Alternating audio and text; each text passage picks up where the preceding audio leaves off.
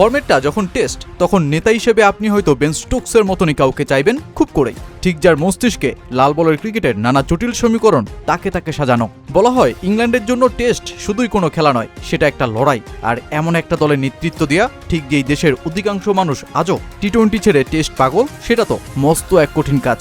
তাও night club কাণ্ডে সমালোচিত, বিতর্কিত, দলচ্যুত, এমনকি দুঃখ প্রকাশ করেই দায়িত্বে ফিরে আসা স্টোকসের জন্য।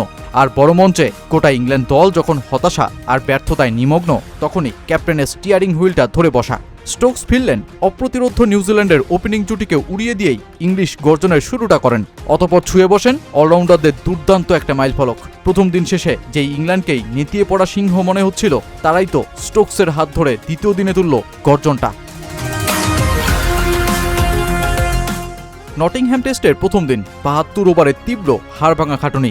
ইংল্যান্ডের সাফল্য বলতে যখন শূন্য, তখনই বেন স্টোকস বল হাতে টম লেথাম আর ডেভন কনওয়ের ঐতিহাসিক ৩১৭ রানের জুটিটা ভেঙে দেন। অতপর শুরুর মোমেন্টাম পাওয়া ইংল্যান্ড সেদিনই আরও ৩টা উইকেট তুলে নেয়। দ্বিতীয় দিনে ফের নিউজিল্যান্ডের মিডল অর্ডার গুড়িয়ে দেওয়া চ্যালেঞ্জের সামনে পড়ে ইংল্যান্ড। এবারও কাপ্তান বেন স্টোকসের হাত ধরেই রক্ষা।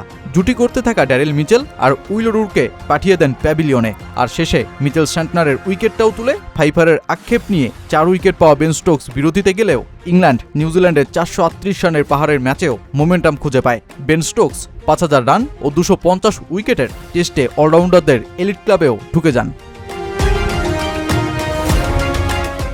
এরপর শুরু হয় স্বাগতিকদের ব্যাটিং লড়াই। বেও বলে স্টোকসবিহীন দলটা যখন যাচ্ছে তাইভাবে ভেঙে পড়েছিল, তখন নেতা ফিরতেই দল যেন চাঙা হয়ে উঠল। আইপিএলের সুযোগ ছেড়ে দিয়ে নটিংহ্যামশায়ারে ব্যাটিং নিয়ে কাজ শুরু করা বেন ডাকেট, যিনি পার করছিলেন গত ১ বছর যাবৎ ক্যারিয়ারের সবচেয়ে কঠিন সময়গুলোর একটি, এমনকি তার ব্যাটিং পতনের মতনই ইংল্যান্ডের ৫ বলও ডুবে বসেছিল, তখন নিজেকে আড়াল করে ফেললেন ডাকেট, বেঁধে ফেললেন পরিশ্রমের দুনিয়ায়। কঠোর ফিটনেস ট্রেনিং আর ৬ কেজি ওজন কমিয়ে বসা। অতপর ২২ ইনিংস পর নিজের মাঠেই সেঞ্চুরি। ১১৩ রানে আউট হওয়ার পর দিন শেষে তিনি বলেন, আমি সত্যিই আবেগপ্রবণ হয়ে পড়েছিলাম। এটা আমার ঘরের মাঠ। অনেকদিন ধরে যেভাবে রান করতে চেয়েছিলাম সেটি পারছিলাম না। ১.৫ দিন মাঠে প্রচণ্ড গরমে ফিল্ডিং করার পর এখানে এসে শতক করা আমার কাছে পৃথিবীর সবকিছুর চেয়ে মূল্যবান। অস্ট্রেলিয়া থেকে ফেরার পর অনেক ফিটনেস ট্রেনিং করেছে এবং আজ সেই পরিশ্রমের ফল পেয়েছে। ৪ সপ্তাহ আমি প্রায় ব্যাটই ধরিনি, শুধু দৌড়েছি, জিম করেছি। বেন স্টোকস সবসময় ম্যাচে কিছু না কিছু ঘটিয়ে দেখায়। পুরো ক্যারিয়ার জুড়েই সে এটা করেছে। আজকের পারফরমেন্স হয়তো খুব বেশি আলোচিত হবে না, কিন্তু এটিও বেন স্টোকসের আরেকটি অবিশ্বাস্য পারফরমেন্স।